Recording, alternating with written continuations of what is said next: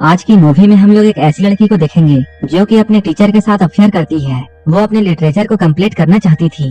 वो इसके लिए किसी भी हद तक जाने के लिए तैयार थी। ये लोग काफी क्लोज आ जाते हैं और कंट्रोल नहीं कर पाते हैं। इसके बाद क्या होता है हम लोग इस वीडियो में आगे देखेंगे। तो चलिए इस मूवी को शुरू करते हैं। तभी बारिश शुरू हो जाती है। कायरो यहाँ बहुत पतले कपड़ों में बाहर आती है। दोनों यहाँ एक दूसरे को देखते हैं और एक दूसरे को किस कर लेते हैं। उसके बाद मिलर अपने घर वापस आ जाते हैं। कायरो उसे एक मेल भेजती है। यहाँ मिलर की वाइफ उससे कहती है, मैं अपना काम अच्छे से नहीं कर पा रही हूँ क्योंकि तुम यहाँ पर हो। इसके बाद मिलर यहाँ से उठकर एक छोटे से कैबिन में जाता है। यहाँ मिलर कायरो के भेजी हुई स्टोरी को प्रिंट करके पढ़ता है। वो एक एडल्ट स्टोरी होती है जहाँ कायरो और मिलर की तरह एक स्टूडेंट और टीचर के बीच में अफेयर होता है। इस कहानी में उन दोनों के रिलेशनशिप के बारे में बातें की गई थी। इस कहानी को पढ़ते हुए मिस्टर मिलर को पिछली रात में जो भी कुछ हुआ था वो सारी बातें याद आती हैं, जहाँ वो दोनों काफी क्लोज थे।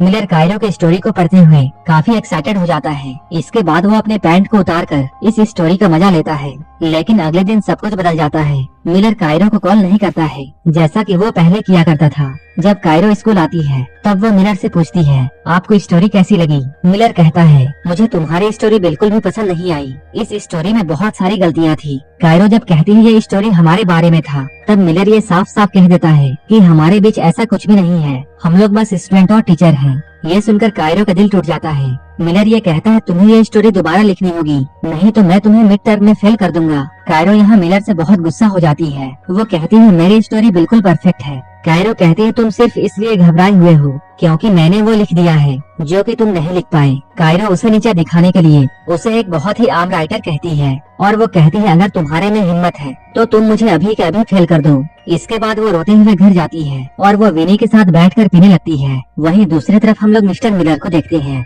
जो कि काफी टेंशन में होते हैं। ये देखकर उनकी वाइफ उससे पूछती है, क्या हुआ है? मिलर उसे कायरो की लिखी हुई कहानी के बारे में बताते हैं। इस कहानी को सुनकर उसकी वाइफ भी एक्साइटेड हो जाती है। ये लोग यहाँ जैसे ही कुछ करने वाले होते हैं तभी यहाँ पर फिल्मर आता है।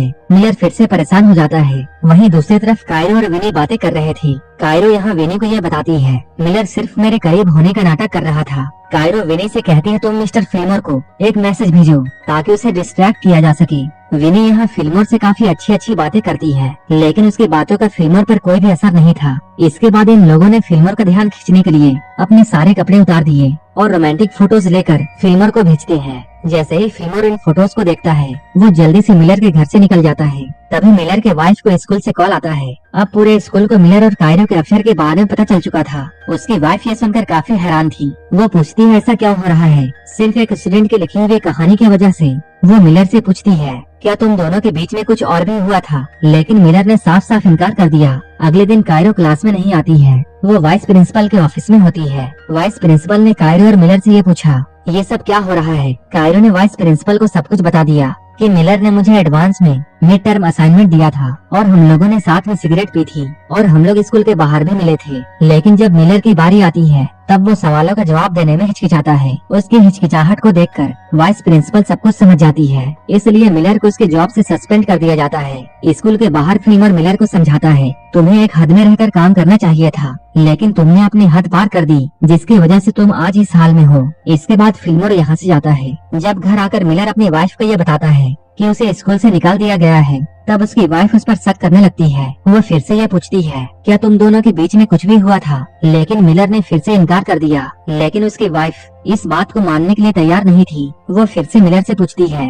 क्या तुम्हारे अंदर उस लड़की के लिए कोई भी फीलिंग्स है? मिलर कुछ नहीं कहता है। इस बात को लेकर इन दोनों के बीच में झगड़ा शुरू हो जाता है और ये दोनों एक दूसरे की कमियां गिनना शुरू कर देते हैं। ये झगड़ा धीरे धीरे करते हुए इतना बढ़ जाता है कि उसकी वाइफ ये डिसाइड कर लेती है कि वो मिलर को तलाक देगी। वहीं दूसरी तरफ विनी कायरो से मिलती है। वो कहते हैं, तुमने जो भी कुछ किया उससे मिलर की जॉब चली गई, लेकिन कायरो को इससे कोई फर्क नहीं पड़ता है। कायरो कहती है, मिलर ने मुझे कम समझा था और अब उसे पता चलेगा कि मैं कौन हूँ। कायरो ने मिलर के साथ ऐसा करके इसे अपनी सबसे बड़ी जीत समझी। कायरो कहती है, अब ना तो मिलर के पास कोई जॉब है और ना ही उसकी वाइफ है, क्या वो अब कुछ भी लिख सकेगा? इसी पॉइंट पर ये मूवी खत्म हो जाती है। असल में मिलर ने जब कायरो की कहानी को नापसंद किया था, उसी वक्त कायरो ने मिलर से बदला लेने का ठान लिया था और वो अपने बदले को लेकर किसी भी हद तक जाने के लिए तैयार थी। उसने मिलर को जॉब से निकलवा कर और उसकी बीवी के साथ तलाक करवा कर मिलर से अपना बदला ले लिया था। कायरो के बदले के साथ ये मूवी यहीं पर खत्म हो जाती है। इसी तरह की मूवीज के लिए आप हमें टेलीग्राम और इंस्टाग्राम पर फॉलो कर सकते हैं।